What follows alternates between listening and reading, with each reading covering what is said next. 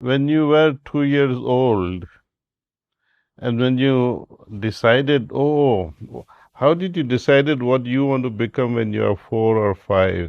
నీకు 2 ఉన్నప్పుడు, 4 లేదా 5 నీవేమవుతావో నిర్ణయించే శక్తి నీకు ఉన్నదా? లేదు కదా! అది సహజంగానే జరిగిపోతుంది. నీకిప్పుడు 12 సంవత్సరాలు. నువ్వు భవిష్యత్తులో ఏమవ్వాలో ఇప్పుడు ఆలోచిస్తున్నావు.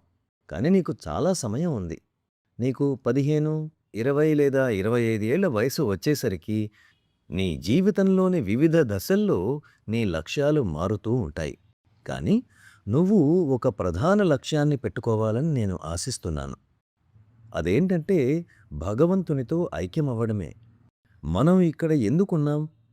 మన జీవిత పరమార్థం ఏమిటి అనేవి అర్థం చేసుకోవాలి. దాన్ని నీ ప్రధాన లక్ష్యంగా పెట్టుకోవాలి. మిగిలినవన్నీ మారిపోతూనే ఉంటాయి.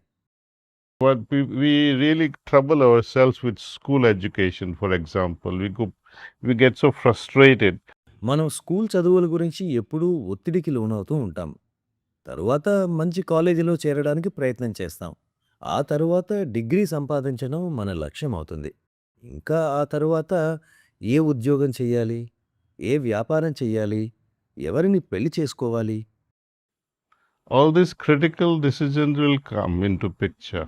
ఈ సందిగ్ధతల్లోనే మన జీవితం గడిచిపోతూ ఉంటుంది. మన జీవితాల్లో ఇలాంటి చిన్న చిన్న లక్ష్యాలు నిరంతరం మారుతూనే ఉంటాయి.